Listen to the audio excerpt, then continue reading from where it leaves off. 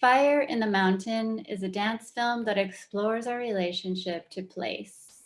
Como inmigrantes, as immigrants, we carry the stories of our ancestors on our backs and the places they lived as memories in our bones. In the United States, we are told to take the pill of amnesia to forget those relationships and languages where we come from. This has not only impacted our once sacred relationship with the land, but also our mental health. One of our teachers spoke of our hearts as two wings of a butterfly, the visible wing being the physical realm, and invisible being our relationship with the unseen. In this piece, we explore both realms as a way back home. If you watch closely, you may see a stag running free and the guardians of the land as dance is a medium for interdimensional communication.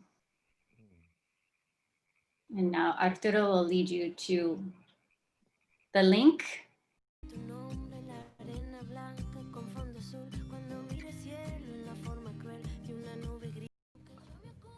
Welcome back, everybody. I'd love to ask you a round of applause for the filmmaker, for Dance Monks, for everybody who's been involved in this amazing piece, in this amazing work. And, you know, I was watching it just now. It's been amazing. And now, you know, we're going to go to the next part of our presentation. Let's hope that folks are here. If you can, everybody, just for a second, let us see your beautiful face, just to know that you're here, or send us a reaction on the chat, or you know, just let us know that you are back. Thank you so much. A lot of people clapping. Yay.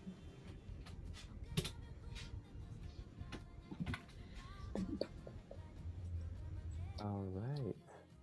Nice. Take it on, Liz. Okay, so now we're going to start the interview with Rodrigo and Mira and Eric. Thank you so much for sharing this beautiful video with us. I want to ask all the questions all at once. I'll start with number one. So you said that it originally was intended to be a set design or an installation for a multimedia dance performance with a live audience, like way back when, which didn't happen for various reasons, including the pandemic.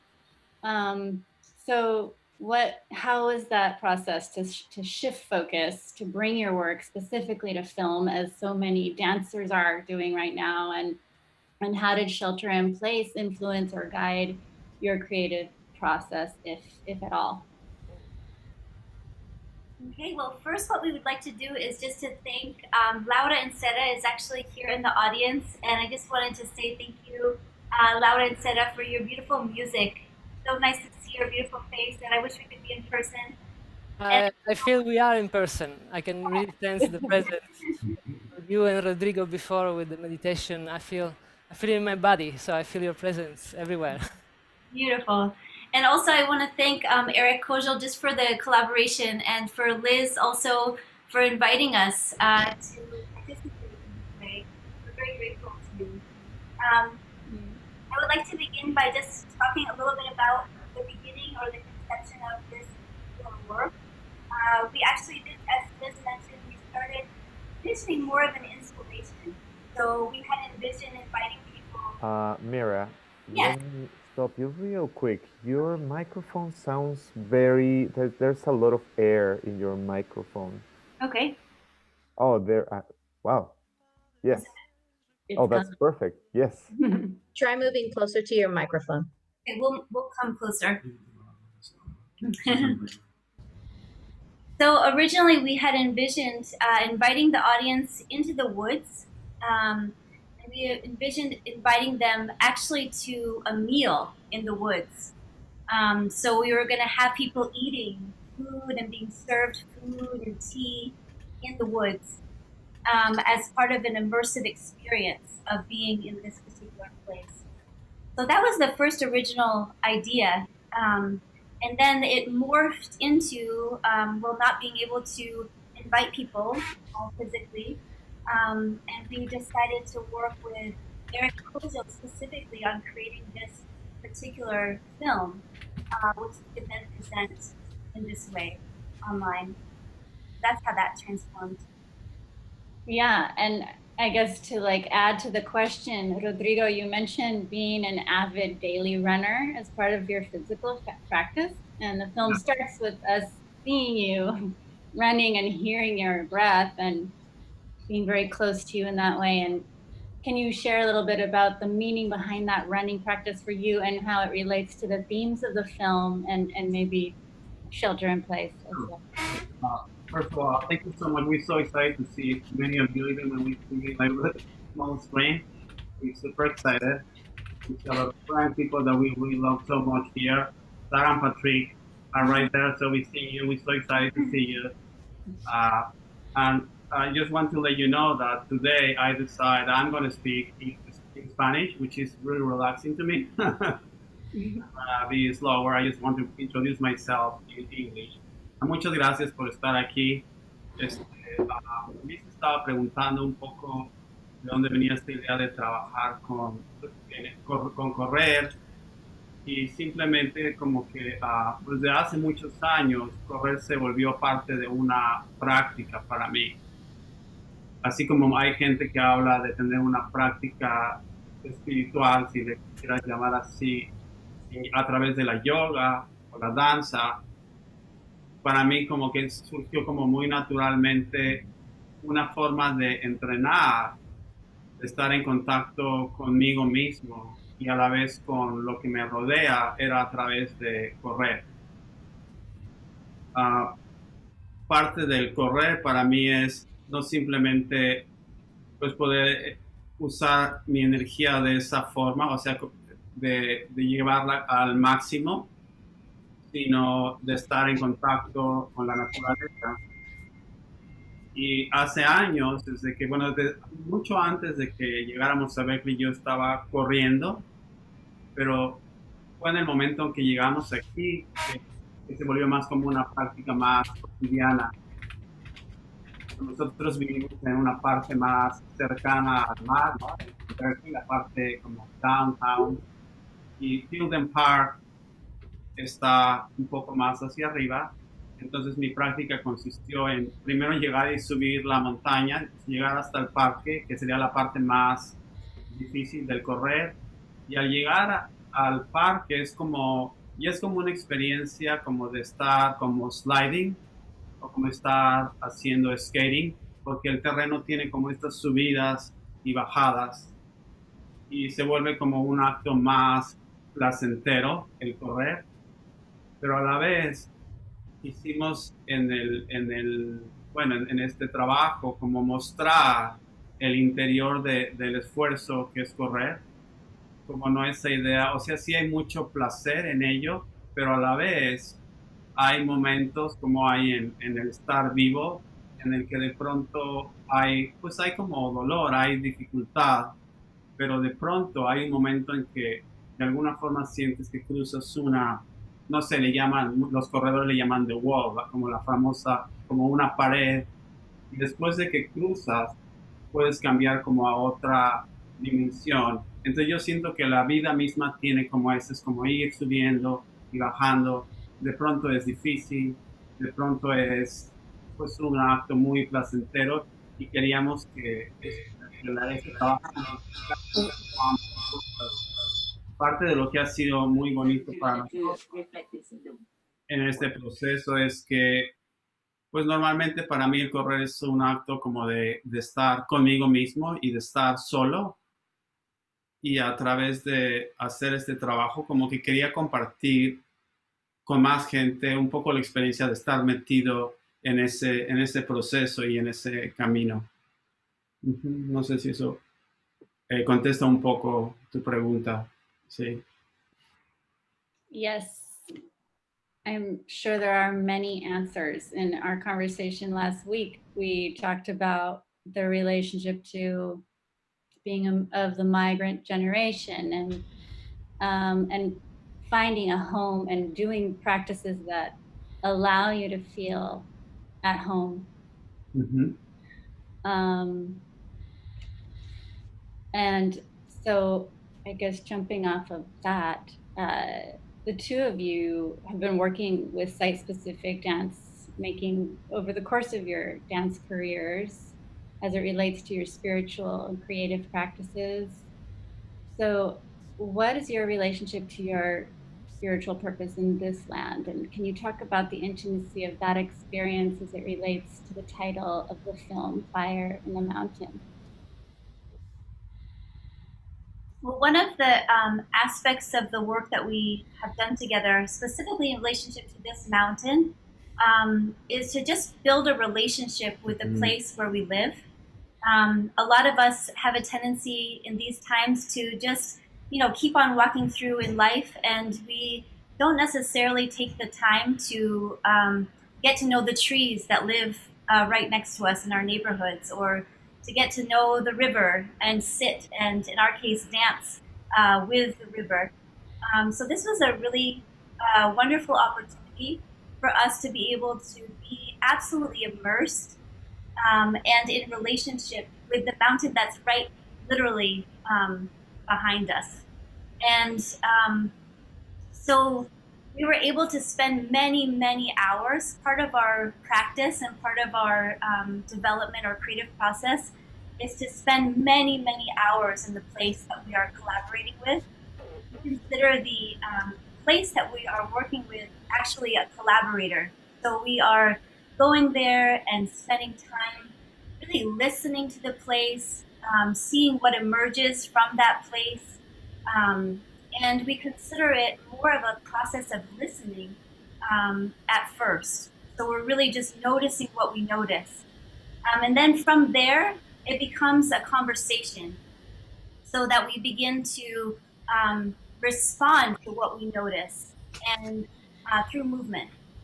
And so I would say for us, it became that level of conversation in relationship with place. And specifically in this case, in relationship to a place that we have a very close relationship to. Algo más de lo que ocurre es que, como decía Mira, bueno, hablando un poco otra vez del trabajo con Sarah y Patrick, hemos tenido la suerte de tener muy, muy buenos maestros, y mucho de, yo siento que el momento en que me enamoré de esta manera de trabajar, trabajando con Sarah y Patrick, entonces mucho de nuestro trabajo consiste en realmente poner atención a lo que está ocurriendo alrededor de ti. Mucho tiene que ver con saber observar y realmente establecer una relación real, ¿no? Con el lugar con el que estás trabajando, de tal forma que el espacio se vuelve otro integrante de tu compañía, ¿no? De tu trabajo. Y yo creo que esa relación se construye como una relación con una otra persona a través del tiempo. Entonces el tiempo es un factor muy importante, la disciplina de, pues para mí, en mi caso, por ejemplo, de cada 3 días ir a correr, ¿no? Y hay días buenos, hay días difíciles, hay días malos, pero tienes que tener la disciplina de pues, continuar en esa exploración para no quedarte en algo superficial. Y yo creo que a medida que, como con otra persona, estableces esa relación y la profundiza, es que te puedes enamorar de ese tipo de trabajo, ¿no? Sí. Yeah. Y no ha cambiado mucho en relación con COVID, ¿no? Yo sigo manteniendo esa relación. Incluso creo que, como nos ha pasado a muchos de nosotros, se ha vuelto más profunda. La relación, en cierta forma, hay cambios en la forma en que nos relacionamos socialmente, pero hay algo especial que se ha vuelto más profundo en mi visión de la relación que podemos establecer con la naturaleza, no solamente con otras personas a través de Zoom, que es una herramienta muy, muy importante, no en este momento para nosotros, pero yo creo que nos ha favorecido, ¿no? He observado mucha gente hablando de pues algo similar, como de cómo ha acercado esta experiencia a las personas, a su entorno, en específico a la naturaleza. Mhm. Lo ha hecho más especial aún, siento. Mm. Mhm. Thank you. Okay. Well, as I watched the film, I was hyper aware of the camera as sort of a third choreographer or dancer, or and the directorial editing choices that shaped the dances, along with the land and the nature, presenting even more elements to consider, like you were saying.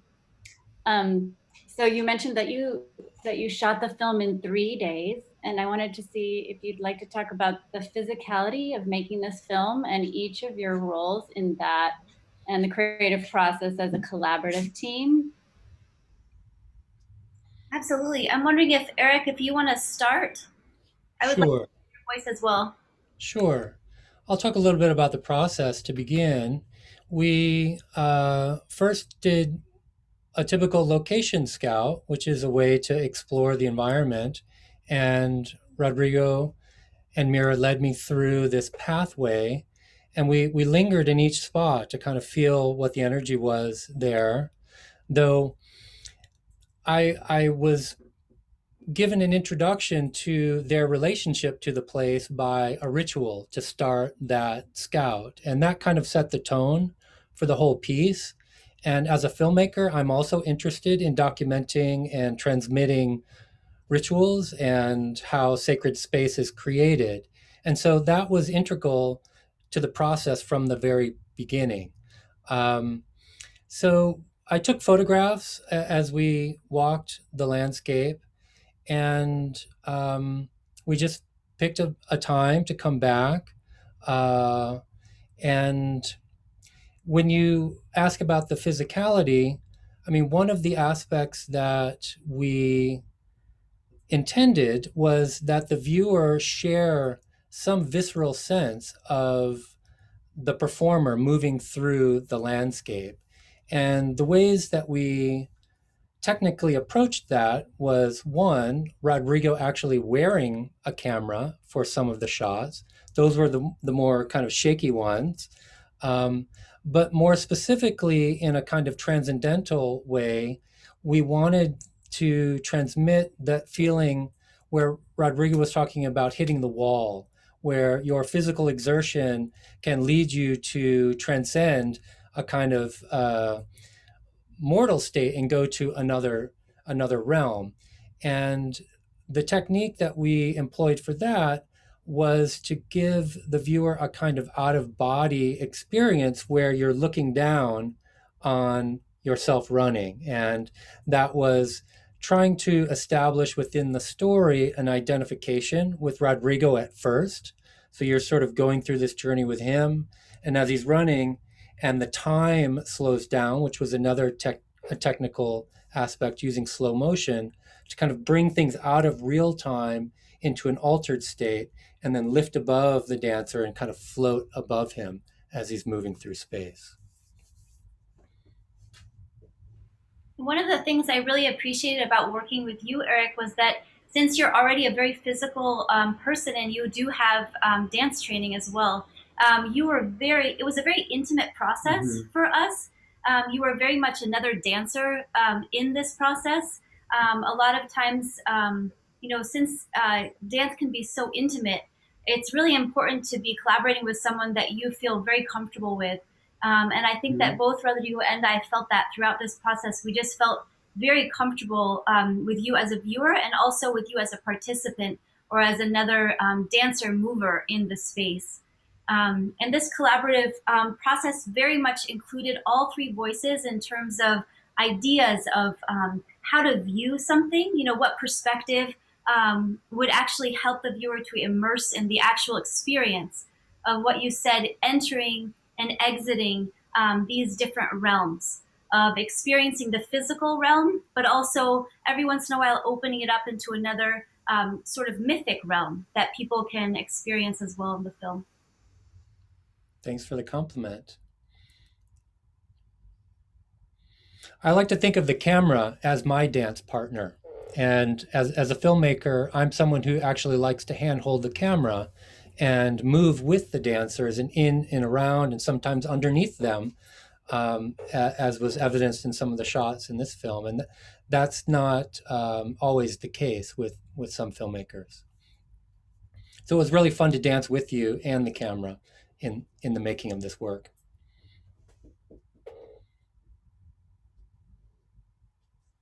Definitely, you could see that you were there, very present in the creative process. Thank you for that. So I'll shift gears a little bit here. With all of the fires burning in California recently,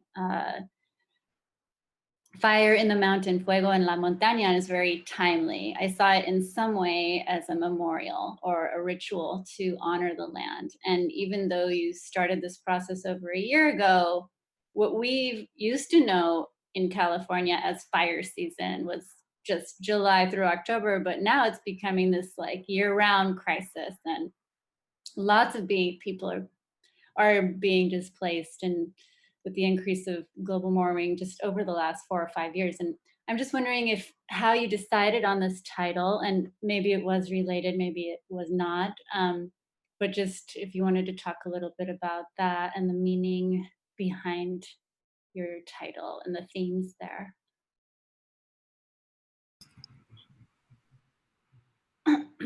Well, actually, the name Fire in the Mountain came before all of these fires broke out. So in some ways, it was kind of like in some ways like a premonition in some ways, if you want to see it that way, although that was not our intention, that somehow emerged in that way. But I would say that Fire in the Mountain for us, the way that we found that title was more of like a calling. Like we had this sense that there was una llamada. It feels better in Spanish to say it, like a calling to the mountain. So Fire in the Mountain was the aspect or the element that was calling us to go there. And also this sense of, I would say there was a sense of a little bit of urgency around that, like a sense of wake up, like it's time for us to remember our relationship with the places where we live. We can no longer just forget about that and allow our relationship with the land where we live be superficial. How can we, transform our relationship into something which is deeper? And through listening or through creative process, through art making, in our case, through dance, through poetry, through whatever way you do for yourself, how can we access our communication with the land so that we deepen that relationship? That was more the urgency for us, and that's how that title emerged.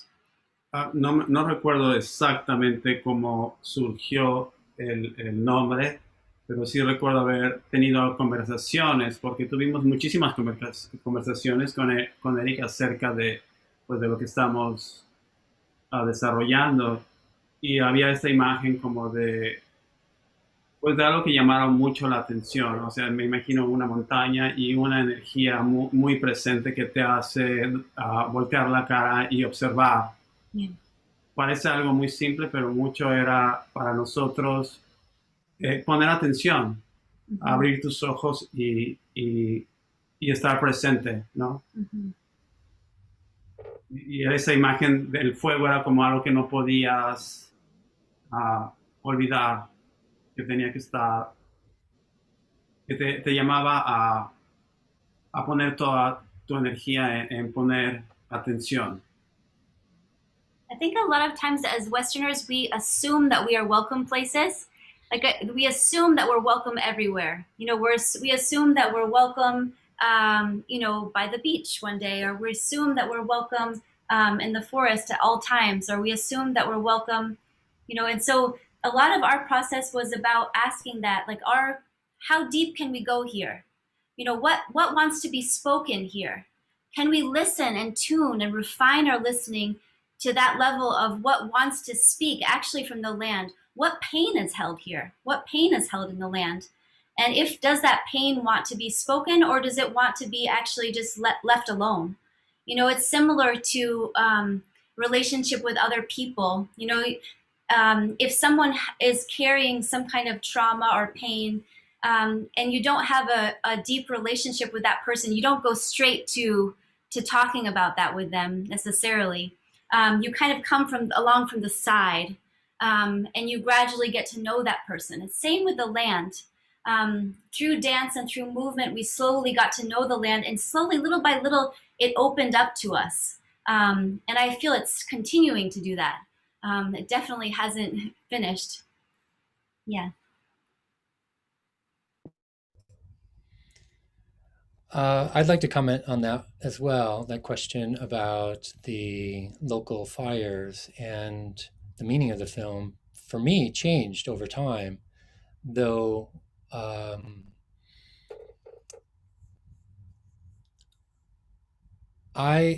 from this distance after the film being completed, I can now look at Mira's character in the bright red garment and see her representing fire in some ways as coming out of the earth. Even though it's sometimes she's in the river, she, for me, represents this kind of natural elemental force.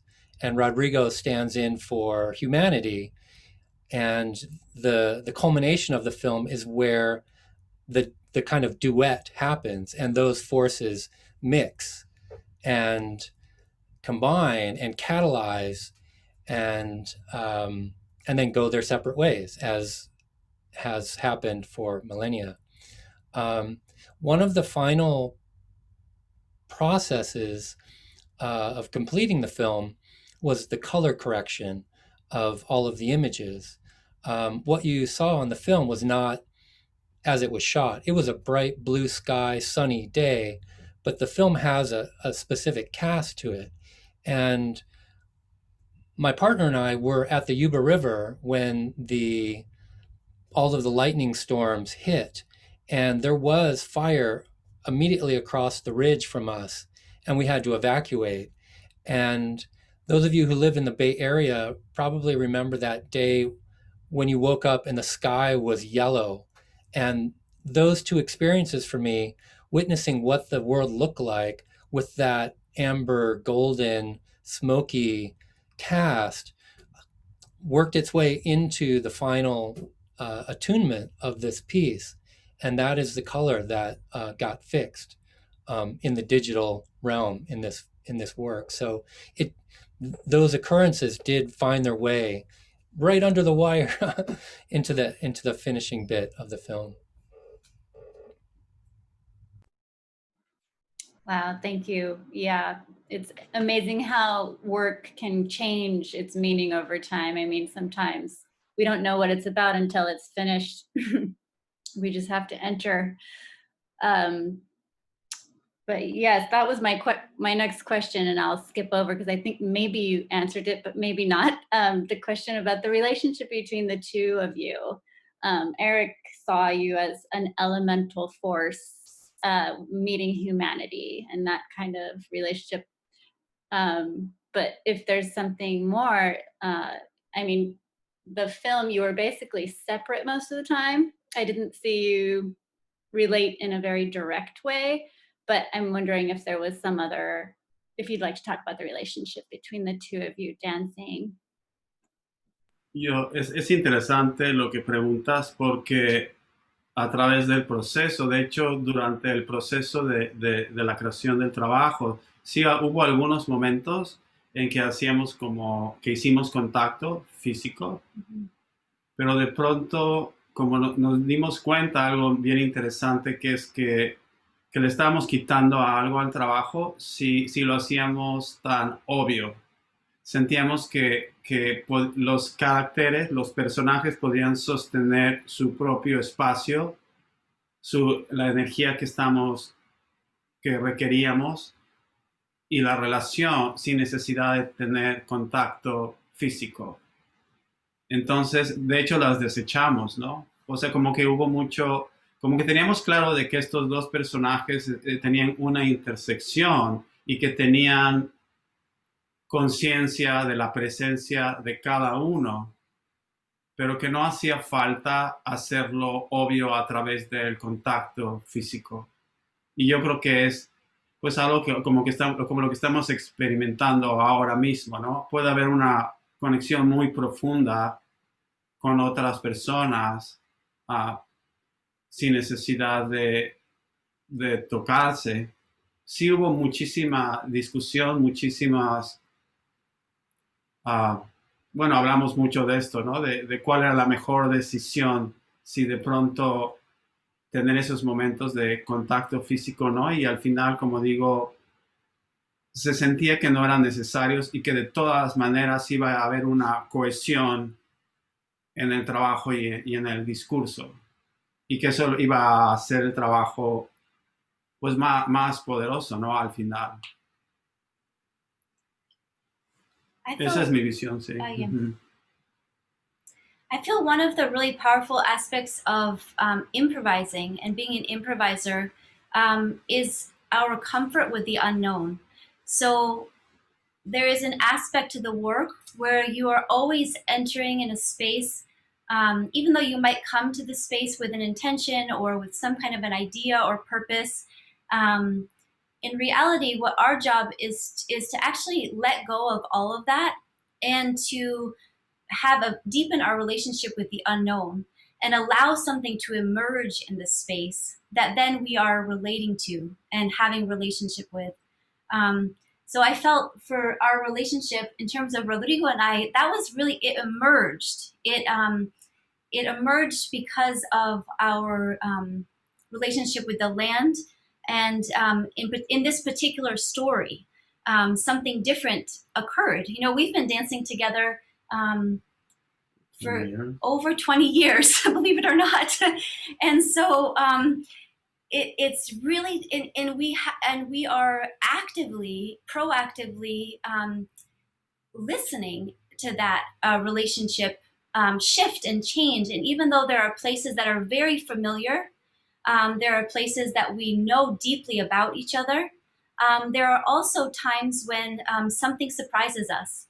And those are the beautiful places of wonder when we enter those spaces of unknown and we see something new about each other or new about the space that we could have never imagined. And so I would say, as improvisers, that's a really valuable tool to be able to feel more comfortable with the unknown.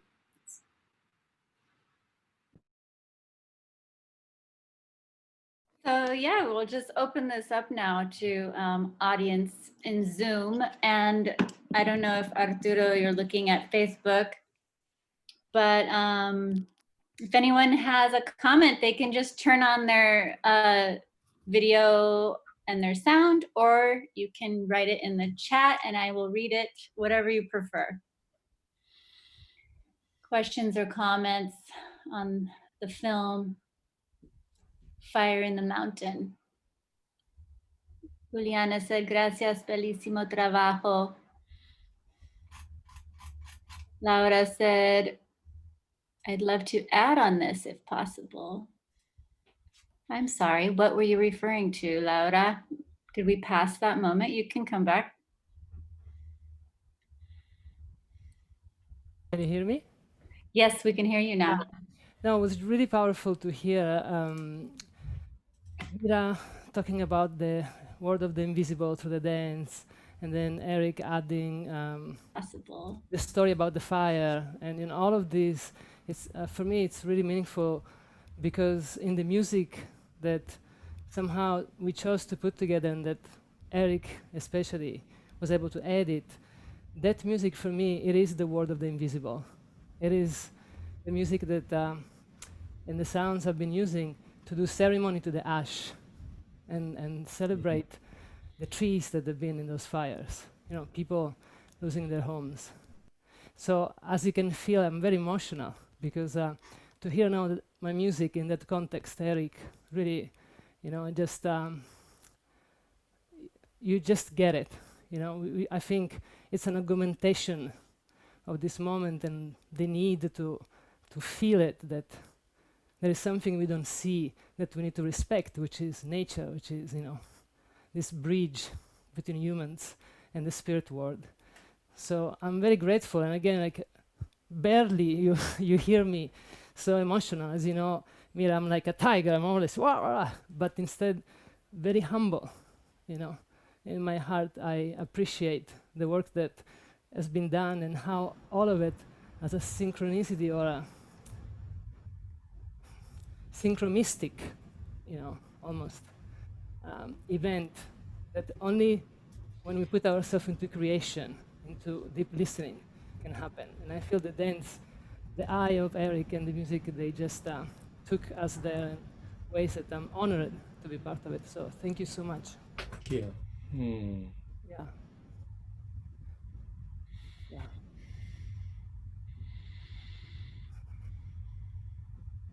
Would anyone Juan like to? Manuel has his hand up. Juan Manuel, please. Hi, good evening, everyone. Beautiful, just stunning work. I mean, just as a runner, dancers, and former Berkeleyites, it was just really resonant. And because of that, I actually want to relate. I have a question that's related to Arturo's last point about the mountain, about where the song was coming from. But it's a question, you know, for any of the artists tonight talking.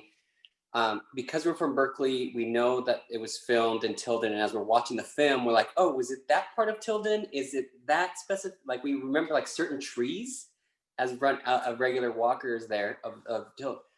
I'm just wondering what your process was like, or maybe is an aesthetic or creative question. How do we attend to the specificity at a place without turning it into an abstracted environment that loses a specific history of a location and the sort of either colonial or urban development of those spaces? I'm wondering, for you as the artist, like, how do you negotiate those possible tensions about when the space becomes sort of an aesthetic encounter that then circulates on its own, like this wonderful dance video? I mean, does it need context, or how do you enter into that conversation about how much specificity to locate? You know, we don't see a sign that says shot in Tilden Park, or we only get certain registers. So I'm just wondering how you negotiate that type of conversation.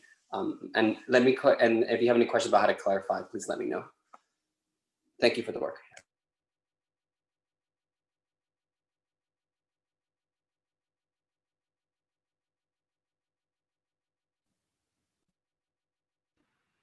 I was just translating that. Okay. Yo creo que parte del proceso tuvo que ver simplemente con una idea muy simple, que era llevar a Mira y a Erika a ese como, digamos, ese entrenamiento cotidiano que llevo haciendo los últimos 13 años, que es cuando empecé a correr ese mismo sitio. Y de pronto, pues hicimos, obviamente es algo que he hecho mucho tiempo, ¿no? Ese específico camino, y surgieron ideas relacionadas con esas locaciones muy específicas, y lo demás surgió pues de hacer ese recorrido juntos también, ¿no? Como que a partir de eso surgieron otras ideas.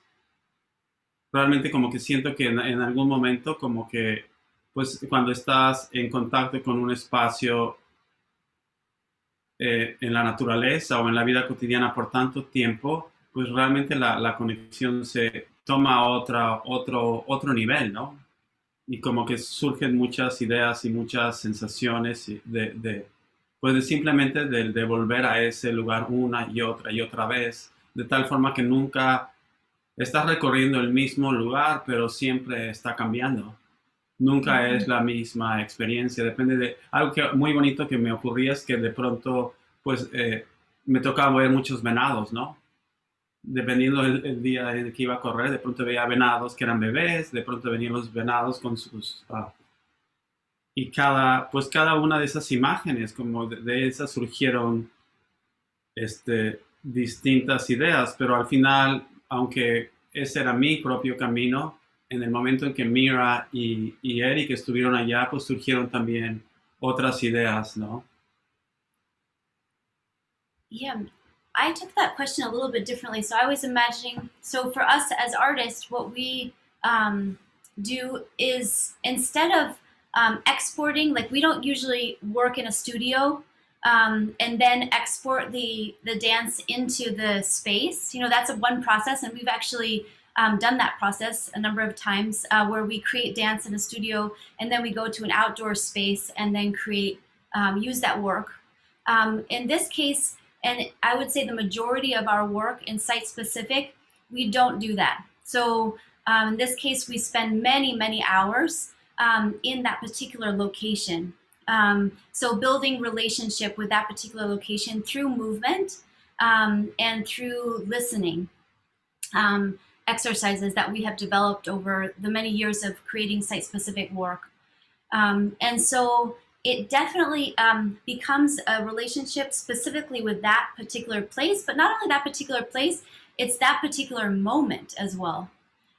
So really keeping in contact with our own inner world so that we are really bringing whatever also is within our own inner world in that moment and listening to that and allowing that to be part of the dance. That's how I would respond to that question. Thank you for asking. Thank you so much. We are at time right now. There's one more question, and I'm wondering if I can just speak it and then you could let it just hover in the air and maybe not need to answer it because I think it's a hypothetical. My question, in parentheses, I would speak, but my environment is loud. This is from Carly Hodds. Is about your original idea of sharing a meal with the audience. Other than the aspects of physicality, how would this have affected your piece's viewership? So you can answer it or not. If you do, make it brief. We are definitely going to do that piece. It actually became quite developed, that idea. We had a lot of, we were going to have live music in the space, and there was going to be performative aspects and performances that emerged throughout the meal and the tea. We were going to have, places for people to come and sit, tables in the space, specifically in the woods. We found different places. Also experiences for the audience where they could actually put their feet in the water and feel the water. So there'd be chairs like in the water itself, in the river. So we still would like to do that. We still would like to offer that as an experience when the time is right. Beautiful. Thank you. And then I'll just read this last comment. It's not a question. From Catherine Iden. Rubos. Felt so unexpectedly delightful to experience this dance in the context of familiar and beloved environments. I also wondered if I recognized particular trees, rocks, water, and felt so connected to the energy of that place. It helped me feel my own relationship to this landscape and place to see it embodied in this piece. So thank you so much, Catherine, and for everybody who has come and given us your energy as audience and collaborators. Thank you, Mira and Rodrigo and Eric and Laura for your beautiful creative masterpiece and this journey we've been on with you and the meditative space you've allowed us to enter. Thank you so much. So we'll just close with this part and then make some announcements. So I have to thank my organizing team extraordinaire that have supported the production of this festival. Andreina Maldonado, our interpreter, thank you so much, dear one, querida, over there on the other side.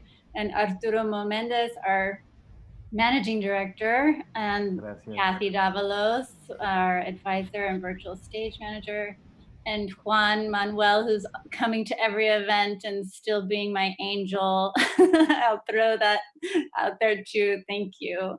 And Melissa and baby Sequoia, Kaim Sequoia. Mil gracias a todos por un gran éxito. Thank you for this amazing, successful event. And next week, Arturo will help announce Absolutely. Next week, October 28th, for Miércoles del Grito número 7, we're focusing on somatics and choreography with audience participation, and Rosana Barragan is giving an experiential presentation on decolonizing the body within the context of the white-dominated field of somatic therapy. And then our very own Catherine Marie Davalos will be sharing moving, feeling, generating, a site for Chicanx resistance, looking back on 25 years of choreography in her role, building the dance department at St. Mary's College.